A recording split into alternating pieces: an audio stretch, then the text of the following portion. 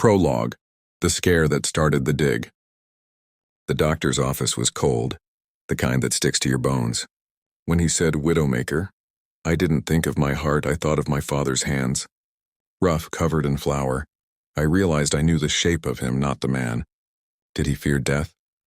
Did he love my mother before bitterness took root? What songs did he hum when he thought no one was listening? The truth hit harder than the diagnosis. We bury our parents twice. First on the ground, then in the silence that follows. I vowed my kids wouldn't inherit that hollowed-out genealogy, so I began to dig. The oven's breath. I know this because my fingers first learned time in the cathedral of a bakery's heat. Me, just 3 years old, wrists wobbling as I pressed my palms into dough that held more memory than I did. My hand-shaped gingerbread men with raisin eyes, their smiles splitting like fault lines under the oven's indifferent breath. They emerged scorched at the edges, their sugary souls stiffening into artifacts that outlived me. My father, a man who wore flour like a second skin, a master baker, inherited the business from his father, David Shalito. He moved through clouds of yeast and burning sugar. I remember him in his whites, the fabric yellowed at the cuffs from decades of salt and sweat, his gray hat sagging with the weight of pre-dawn hours. The bakery was his alchemy. He spun hunger into solace, cracked eggs with one hand while his other tested the pulse of rising dough. The scent of bread was his family's shared language, caramelized crusts whispering of patience, custard tarts bubbling with rebellion. I'd watch the sweet drip down his forehead, a silent baptism. His hands, rough as bark, could gentle a proofing loaf or tally a ledger's cruel math. I didn't know then that the oven's glow was a kind of funeral pyre, for the bread we'd break, for the years we'd lose, for the way warmth can sear as much as it sustains.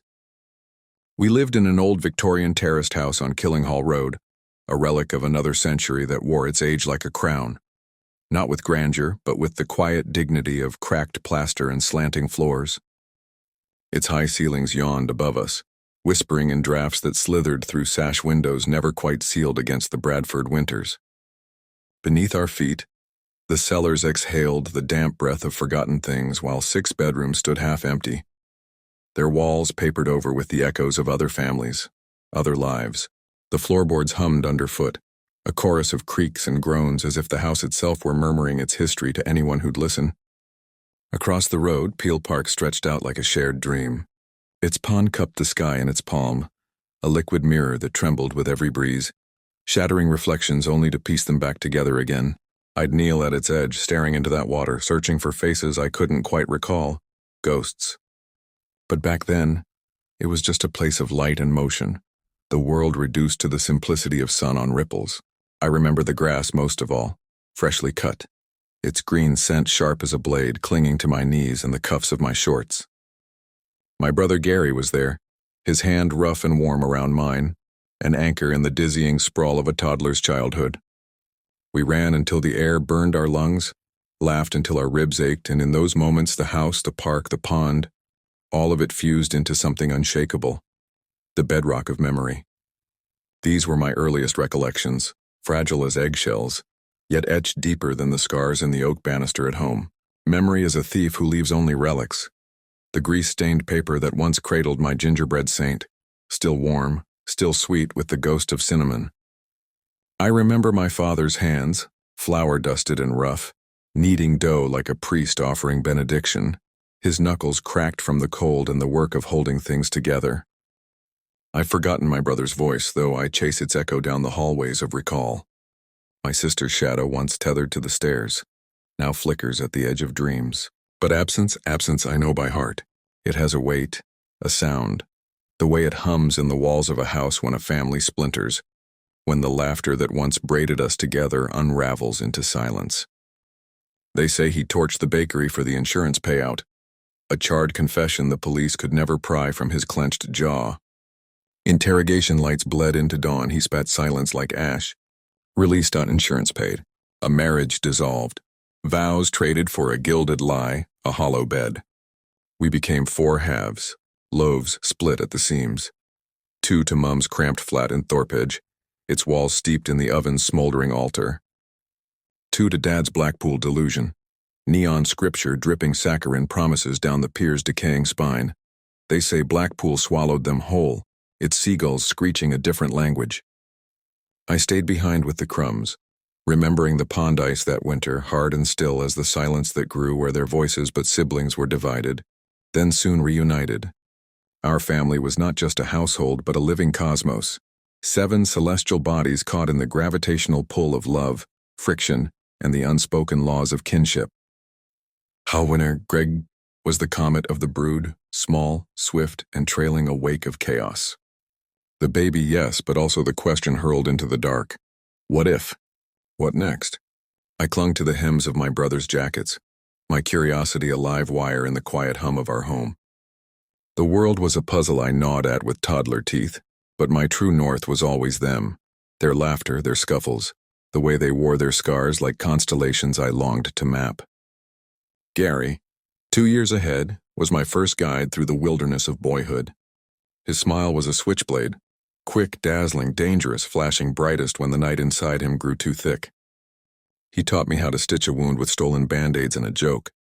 But there were dark shadows in his eyes even I couldn't chase away. Pockets of silence where something bruised and tender pulsed. I learned young that some storms don't pass, they live in the marrow.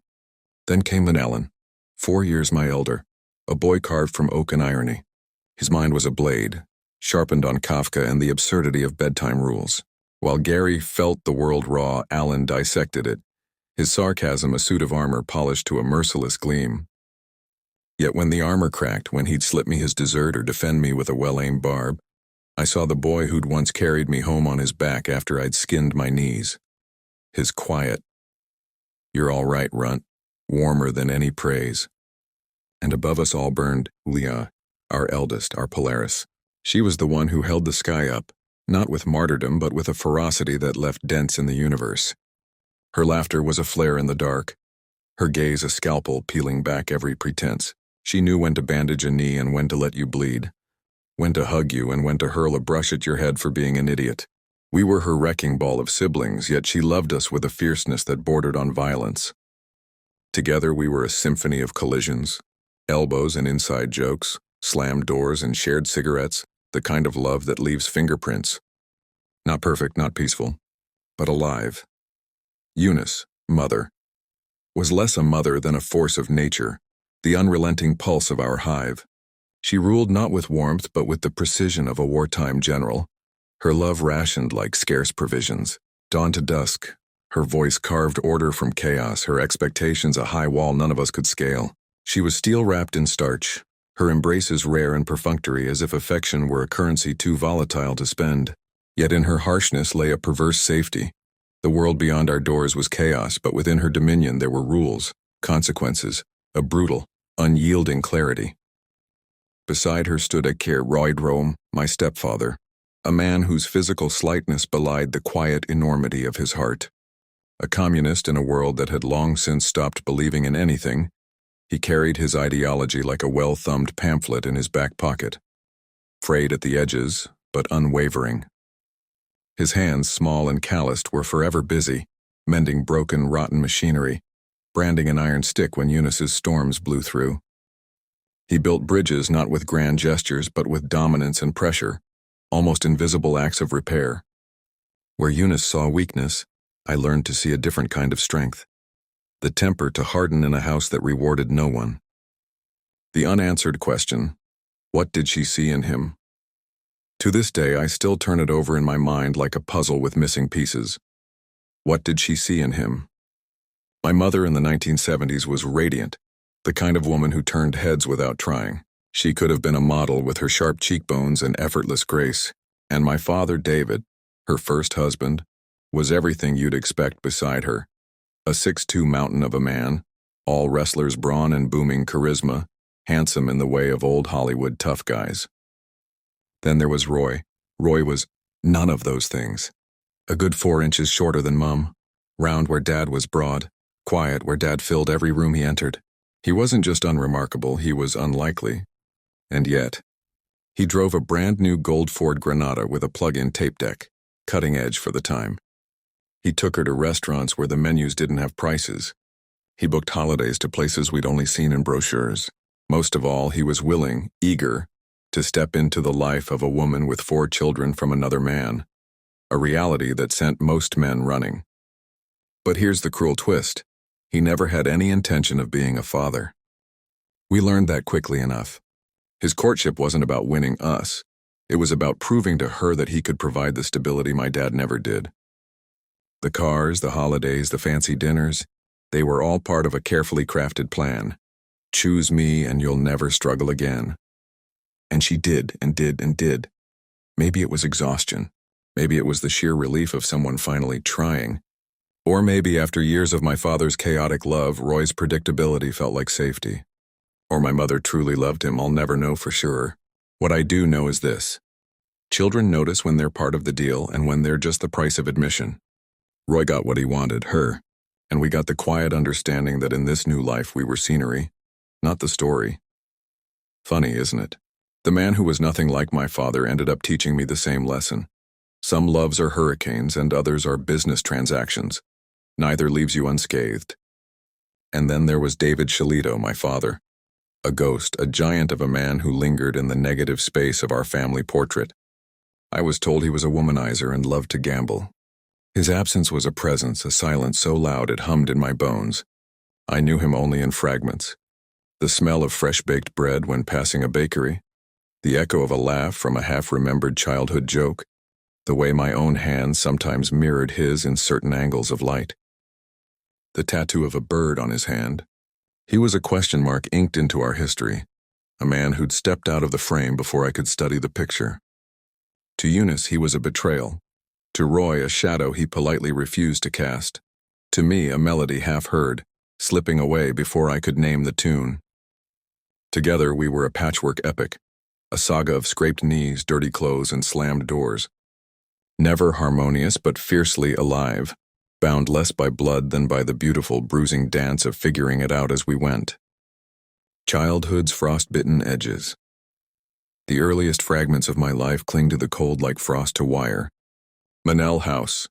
Even now the name slithers into my mind with the damp, metallic bite of Thorpe Edge winters. The building was a carcass of post-war austerity, its concrete facade pockmarked with stains like old bruises. We lived on the 3rd floor, a box of a flat where the cold didn't creep in. It marched relentless through the single-glazed metal windows. They rattled in their frames, a sound like jawbones chattering, like something hungry trying to get in. No central heating. Just the animal warmth of 3 brothers pressed into a room barely larger than a coffin. My sister and brother are back home with my mother, but I have no memory of when they returned or why they're here again. I'm confused. How long have they been back and what brought them home? I can't recall any details. There were 3 narrow beds, 3 bodies curled into themselves, ribs rising and falling in shallow, misted breaths. The blankets were thin, the wool rough, and a few stained sheets. There was no duvet, just a thin barrier. My sister piled every coat, every threadbare blanket atop us at night, a fortress of rough wool and frayed nylon. I remember the weight of them, the way the musty fabric pressed down like a hand trying to smother the cold out of us. I'd burrow deeper, knees jabbing my own ribs, breath held until my lungs burned. Then the slow exhale, a ghostly plume hovering in the dark, proof that I was still alive, that the cold hadn't won yet. My fingertips would graze the icy wall beside the bed, and I'd press them to my throat just to feel the shock of my own pulse. Winter wasn't a season in Manel House, it was a tenant. It lived in the blackened gaps between floorboards, in the way the light bulb's weak glow seemed to freeze midair. It was in the sickle-flowered wallpaper, its edges peeling like dead skin, and in the stairwell's reek of urine and boiled cabbage, a stench that clung to your clothes like a second shadow. The slam of doors echoed through the halls at all hours, a punctuation mark to the silence. Each one was a gunshot, a reminder. You are here. You are small. The cold is forever. And yet, we burned. In that room, under that mountain of coats, we were a tangle of limbs and laughter sharp as splintered glass. The cold carved us hollow, but it also made us fierce. It taught us how to survive. Across the road, Kevin Geyer's house glowed like a mirage, a semi-detached, a palace to my eyes. His family, sprawling and loud, seemed impossibly posh. Kevin and I were partners in crime, 2 scrawny shadows darting through the estate, turning alleyways into kingdoms. But freedom came early in those days. By 7 p.m., I'd wander alone, a tiny 5-year-old in a concrete labyrinth. Today, they'd call it neglect. Back then, it was survival. I watch my mother in her tight jumper, short mini-skirt boots skipping down the road to the pub.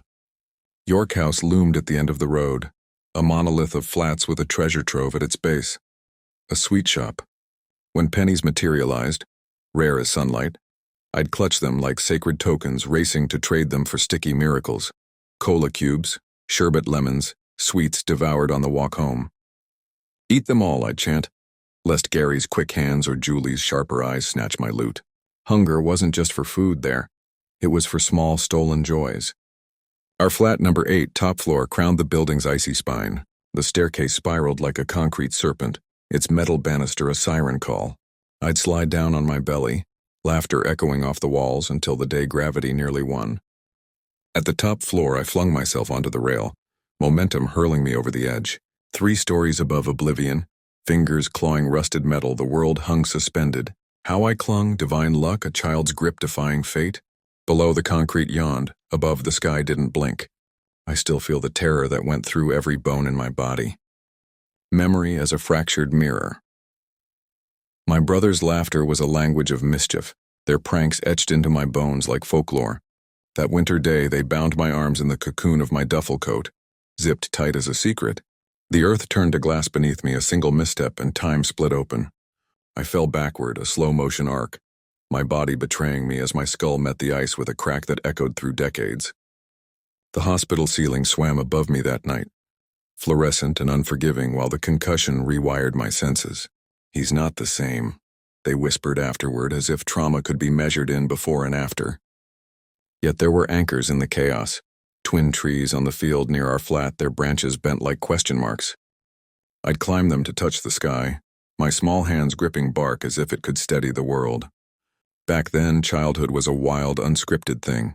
No screens, no phones, no TV, just dirt and wonder. We lived there 2 years, maybe 3. Time blurs when you're stitching a life from fragments. On birthdays, I'd pilgrimage to the red telephone box next to York House, its paint peeling like a shared wound. My real father's voice crackled through the line, a ghost tethered to a $5 note in a birthday card, a relic of absence. I traced his vowels, memorized the cadence of his happy birthday, as if sound alone could conjure him. The mystery of his vanishing haunted me, a riddle whispered by aunts and uncles. Carter's toy shop in Bradford loomed like a cathedral of wonder, 3 floors of impossible dreams. I'd press my nose to the glass, bargaining with fate. If I stare long enough, maybe the 5-note would buy a skateboard. But joy, I learned, was a coin-sized treasure clutched in a child's palm. When we moved to Bracken Edge, a council semi with walls as thin as promises, our lives expanded into 2 bedrooms and a box room.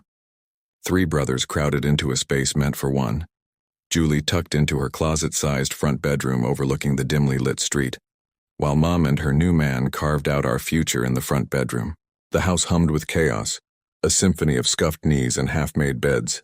On weekends, Mom waged war on the mess, forcing Julie to assist with scrubbing away the evidence of our entropy. Through the wall, you could hear the Murphys, our neighbors, talking. Chronology of a stolen spring. Julie's hands learned the arithmetic of survival before they ever held a doll. Her cradle became a crucible, where playthings dissolved into pots and pans, laughter traded for laundry lines strung taut between the scaffold of mother and child. The clock's hands grew heavy, counting coins for bread instead of birthdays. Her youth was a currency spent on the hunger of an empty house, while mother blurred into shadow. A silhouette at dawn, a slurred hymn at dusk, her absence a language Julie learned to parse in creaking floors and unanswered pleas. 10 years old, she wore 18 like a leaden coat, stitched with duty's thread. Her reflection, a stranger, small shoulders buckling under the weight of a role never meant for bones still whispering of bedtime stories. The world called it maturity. She knew it as a quiet theft. The yearn for a childhood buried beneath grocery lists and midnight tears, where the only lullaby was the hum of the refrigerator, keeping vigil in a kitchen too large for her hands. We were a constellation of mismatched souls, orbiting a gravity we didn't yet understand. Childhood's first ally.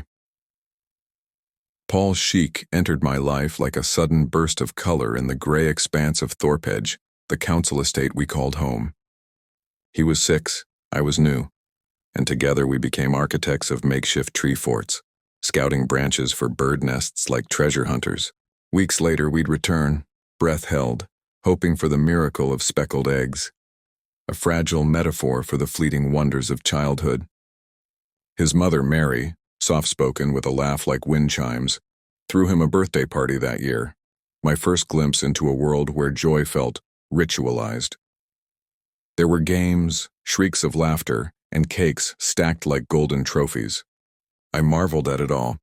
The chaos of celebration, the unspoken rule that happiness could be planned. I felt like Charlie entering the chocolate factory for the first time. For a boy whose pantry door stayed padlocked, whose siblings shared the quiet ache of never knowing birthday candles or frosting, Paul's family became a sanctuary. Mary's kindness lingered like a hearth's warmth. I was always invited back. When they moved to Whitman Street months later, the distance stretched but never severed us. Decades now, we've clung to the fraying rope of boyhood. Monthly bus rides on the number 29 to his new house. Afternoons hunched over green felt at the snooker club. Two laughably terrible players stretching a single frame into hours. Our first to 10 marathon became a years-long epic, a comedy of errors until that final black ball hung between us. When he missed the final shot, Paul erupted, waving his cue like a mad conductor while I crumpled into giggles and triumph as I sunk the final black on a fluke. We were still children in that moment, suspended in the absurdity of our own making. Hunger's quiet curriculum. Fridays meant the pilgrimage to Green Gates Co-op, my mother's hands gripping 6 plastic bags that held our week's rations. 1 banana for me, a palm-sized pizza for Gary, indulgences measured in grams. 6 bags for 7 days, 3 brothers, 1 sister, 2 adults. Math that never added up. Toilet paper and soap devoured 2 bags. The rest a puzzle of stretching carbs and wilted vegetables. Hunger was a third sibling, gnawing and persistent. Gary, ever the strategist, packed his cereal bowl each morning like a sandcastle builder, compressing flakes to cheat the void. By Tuesday, the box sat empty, and I learned to swallow want silently. Complaints were met with sharpness, not solace. Thorpe Edge's streets were a tapestry of shared lack, neighbors trading sugar like currency. We were the scruffy family, a label worn like thin soles on wet pavement. Yet survival etched its lessons. The sacredness of the 1-4-pint school milk bottle, its icy, creamy flavor gulped through a pinprick hole in the foil. I'd savor each sip, pretending it was a banquet. The arithmetic of resilience. Now 40 years gone, I trace the fingerprints of those years. Paul still answers when I call. Whitman Street Snooker Club is gone, but the black ball's clatter echoes in our jokes. Mary's cakes live in memory, their sweetness sharpened by contrast. The locked pantry, the hollow Fridays, the milk bottle's meager sacrament. Poverty taught me to count, but Paul taught me to collect moments, nests cradling life, a cue stick slammed in mock fury, the way laughter can stretch a single heartbeat into something timeless. The street as our kingdom. Our street wasn't just pavement and concrete, it was a sovereign state, a feral republic where Wayne Jones and I reigned as boy kings. Our scepters made of snapped cricket bats and tennis balls bald from overuse. The concrete heaved into uneven slabs by decades of frost and restless tree roots was our checkerboard, our coliseum. We called it head tennis, though it bore little resemblance to any sanctioned sport. No nets, no lines, just the invisible geometry of childhood where boundaries were drawn in shouted agreements and the occasional scuffed toe mark. The rules were fluid, mutable as the summer light. A point could be stolen by a gust of wind, a sudden dog bark, or the treachery of a lopsided bounce. The ball, a cheap hollow sphere with the texture of overchewed gum, made a sound like a failing heart when it hit the ground. Thud-whir, thud-whir. We learned its language. A high bounce was betrayal, a low one, opportunity. The real art was in the recovery. How you could turn a wild ricochet off a curb into something like grace. We played until our knees were mapped with scabs, until the streetlights buzzed to life and the squares of our court dissolved into shadow. 21 was the magic number, but the counting was incidental. What we were chasing was the alchemy of those hours, the way time stretched and warped in the honeyed light, how the air smelled of hot tar and cut grass and the faint metallic tang of distant rain. Kirby taught us geometry with curbstones, Tracking turned alleyways into spy missions. And then there was the Grand National, our derby of defiance. Hedges trembled as we vaulted over Mrs. Thompson's, prize roses, or Old Man Harris's thorny fortress. Neighbors shouted curses. We shouted back, our giggles carried away by the wind. Danger was a spice, not a threat. On council, estate rented semi-detached, 15 bracken edge 3 bedrooms crammed with chaos, crowned by a jungle of unkempt gardens. The front privet hedge wasn't just a hedge, a stadium, a pair of goalposts for football matches where the ball was always a punctured relic. But the real wilds were out back, a tangled Eden where we built ponds from stolen plastic sheets, stocked with fish snatched from the canal or Pilley's Dam. Tragedy struck when the liners leaked, our aquatic empires reduced to puddles and tiny floating funerals. We mourned, then declared war on frogs instead, launching them skyward with washing line catapults. Flying frogs, we called them, nature's doomed astronauts. Seasons ruled us. Winter meant snowmen taller than dads, lumpy sentinels guarding the estate. Summer turned Mum's frayed bedsheet into a pirate sail slung over the washing line. Our tent kingdom hosting 8 sweaty boys in a cacophony of elbows and dares. Midnight raids. Apples stolen from Old Man Garden, our boots crunching branches like rebel spies. The hill behind York House Flats was our Everest. Winter baptized it in snow, and we'd plummet on inner tubes, crashing into Paul Critton front door with gleeful wreckage. Winter reshaped the world. The cold was a living thing. It gnawed at our earlobes, turned our breath into ghostly punctuation marks, made our thighs burn with the effort of staying upright. We endured it like penitence, knowing the reward was a thrill and a dare and to be crowned king of the slopes. Summer baked the grass to straw, and we'd ride cardboard chariots downhill screaming like little girls. Miracles happened there. No one got run over dodging cars at the bottom of the hill. No one drowned in the canal's murky grin. We swore it was magic, or maybe God was just a tired parent sighing, "Let the rats play." The estate was rough. Proper rough, windows patched with tape. But here's what no one tells you. When your world's held together by duct, you build tribes, not fences. We were pirates, engineers, frog biologists, kings of a realm where broken things became adventures. That leaky pond, a lesson in impermanence. Crichton's cursed front door, a parable about boundaries and the thrill of breaking them. They say poverty steals childhoods. Maybe, but ours? We stole it back, one flying frog, one snowman, one reckless slide downhill at a time. Home was a clenched fist, a place of held breaths and silent televisions where the walls seemed to lean in, listening. But outside was a cathedral. Its pews were the low brick walls we balanced on like tightrope walkers. Its hymns, the shouted curses of pickup games, and the rhythmic slap of jump ropes on asphalt. We were neglected in the way that only children can be poor, unburdened by the knowledge of what we lacked. Our entertainment was the kind that couldn't be bottled or sold. The illicit thrill of scaling the skeletal fire escapes within a block of flats. The estates were a living thing, a maze of concrete and washing lines that breathed and shifted around us. In winter, the stairwells smelled of damp wool and urine. In summer, of melted ice cream and the yeasty fug of spilled beer. Hunger was a third player in all our games. We knew the schedules of the bakery's trash bins, the exact hour when the day-old rolls would be tossed out, still warm in their wax paper shrouds. The chip shop was our temple with its steamed-up windows. We'd loiter by the counter with the practiced nonchalance of stray cats, our chorus of, "Any scraps, mister?" as ritualized as a prayer. The prize wasn't just the food. It was the way the grease soaked through the paper bag, leaving translucent stains on our palms like sacred oils. Football was our Premier League. I was no Georgie Best, but I could keep a ball dancing on my instep for the length of time, top of the Pops theme.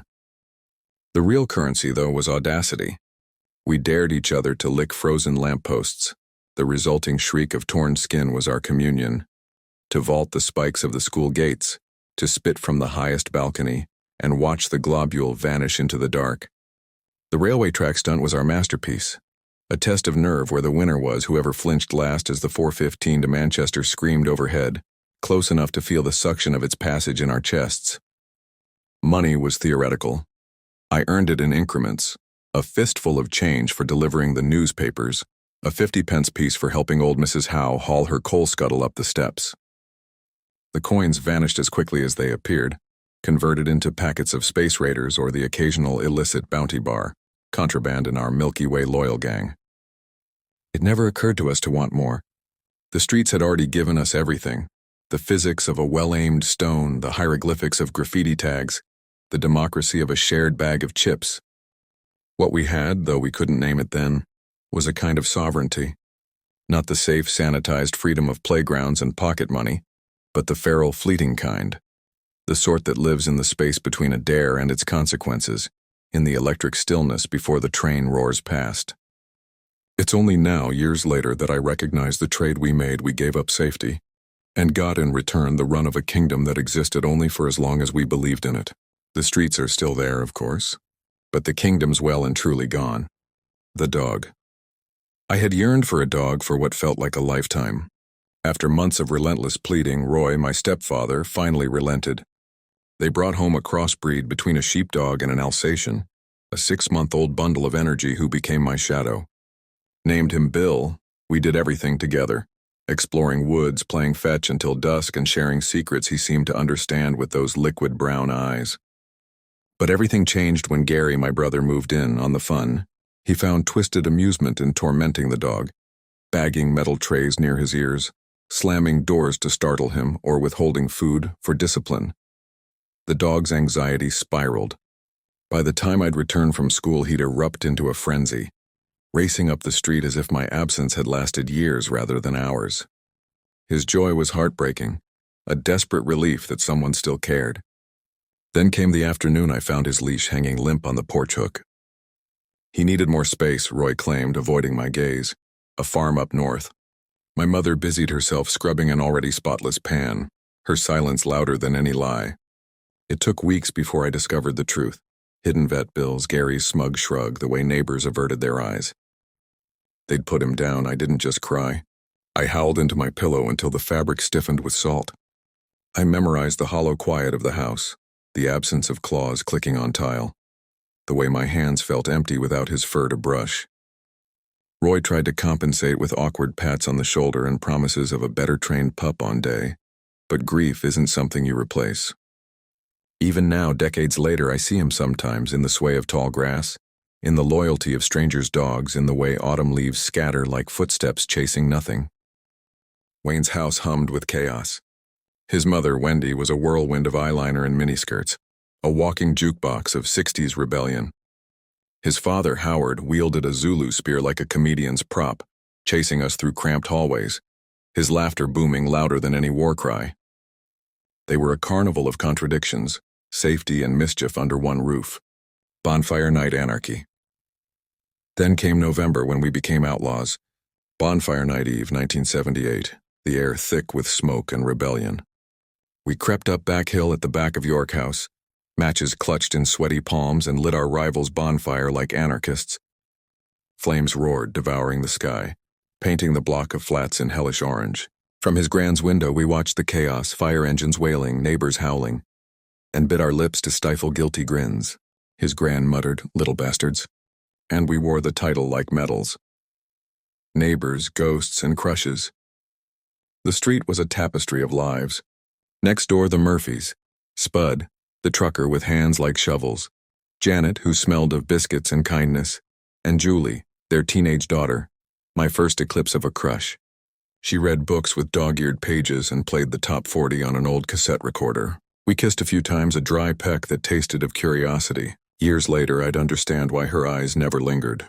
At 10, love was a sparkler, bright, brief, and harmless. Up the road, prostitute Pam's house flickered with neon shadows.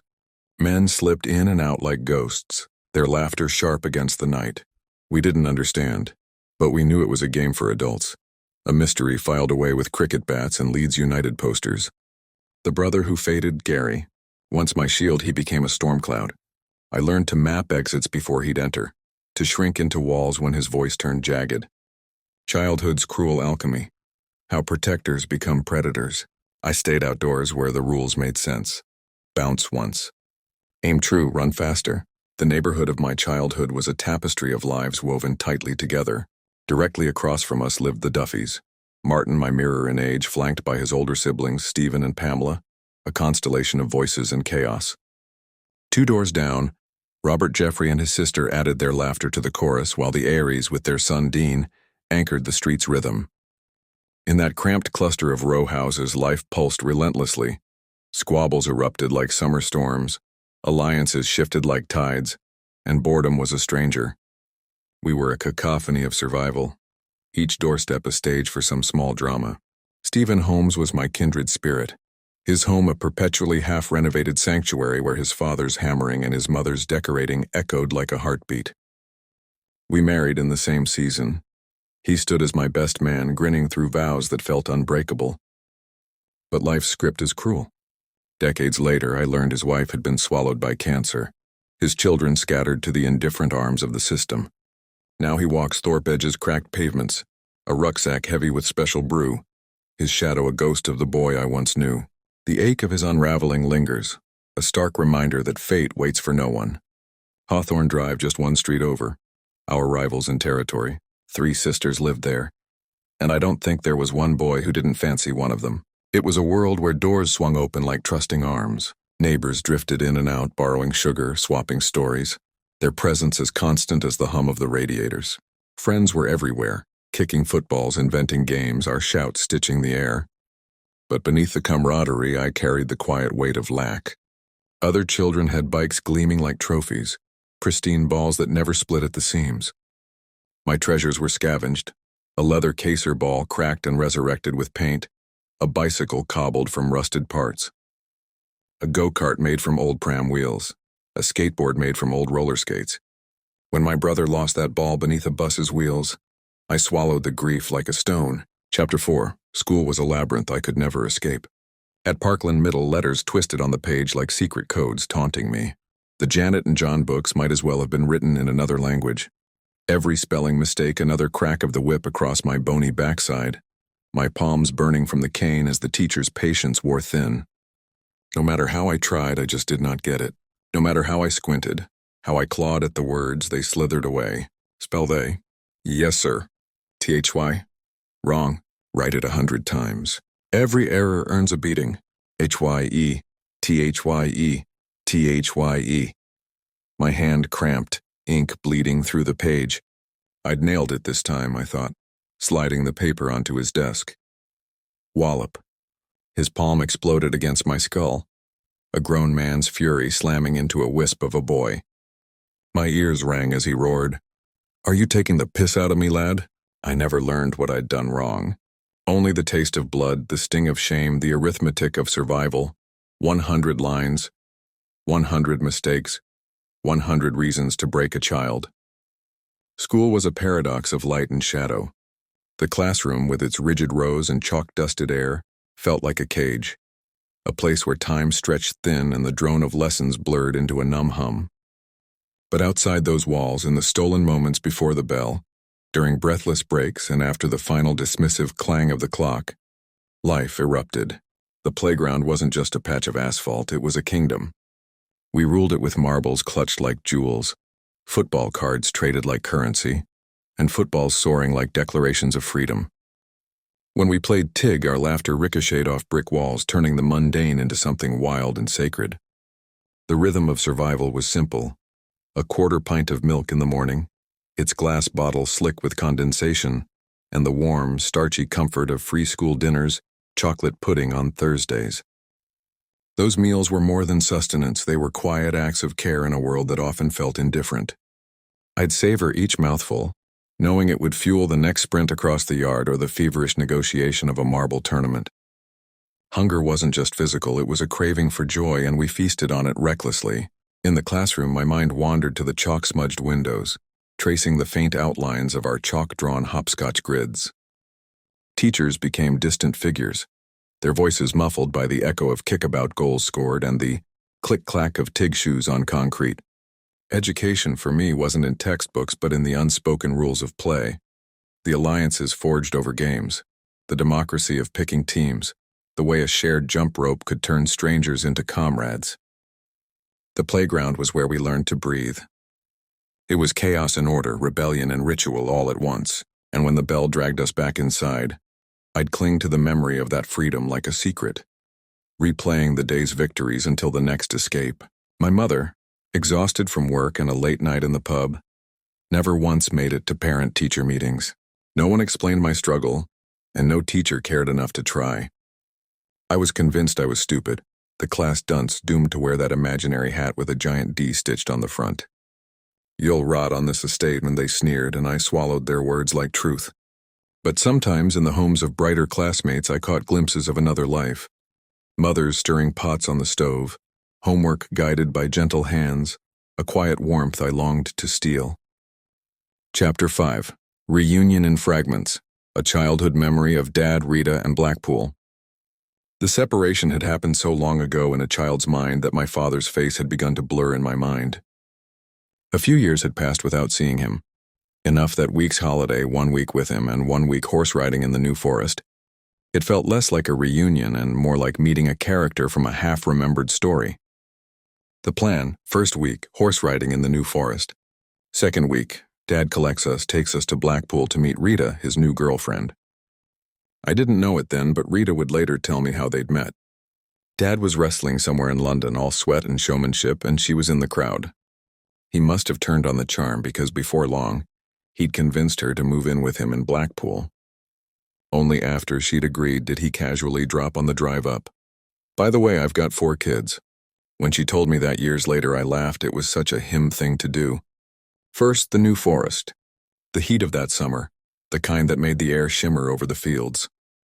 The place we stayed had these enormous tubes of cornflakes as big as dustbins, and we were allowed to eat as much as we wanted. A small, thrilling rebellion against the usual rules. Even though they make dinner and during the day pack up lunches, then there were the horses. Mine was called Trixie, a beast with a mind of her own. We'd set out around 10 a.m., riding for hours through sun-dappled trails. But the moment Trixie caught sight of the stables on the return, she transformed. No gentle trot, she took off like she was racing the Derby, hooves pounding, my grip the only thing between me and the ground. How I stayed on, I'll never know. The week has always rested in my memory, but I never knew why it was just us 3 boys. Where was my big sister? Then he arrived, Dad, a Jaguar, big, sleek, the kind of car that announced itself before the engine even cut. And there was Dad, bleach blonde hair catching the light, a mountain of a man who still carried himself like the wrestler he was, a pipe in his mouth. He loaded us up and we left the New Forest behind, rolling north toward Blackpool. Butlin's Pontins was a whirlwind of noise and color. Endless shows, the smell of candy floss and fried food, the clatter of arcade games. Dad's idea of babysitting, the funhouse gauntlet. While our dear father was off working, wrestling during the day at the Golden Horseshoe Bar, 18 plus, no kids allowed. Before the funhouse trauma, before the spinning top of regret, there was him, the Pleasure Beach clown in the glass cage. You'd walk in, all innocence and cotton candy dreams, and bam, there he was, a wind-up nightmare with a laugh like a jackhammer on helium. Just staring, grinning, ha ha ha ha, on loop like his joy was powered by a dying battery. At first you'd side-eye him, this guy's weird. By minute 2 you'd giggle nervously. Why is this funny? By minute 4, full belly laughing, tears streaming, wheezing like you'd been cursed by a laughing spell. That clown didn't just set the mood, he was the mood. A hysterical omen screaming, "Abandon all dignity, ye who enter here." And honestly, 10/10 marketing. Nothing prepares you for wooden slide splinters like a glass-encased jester losing his mind at existence itself.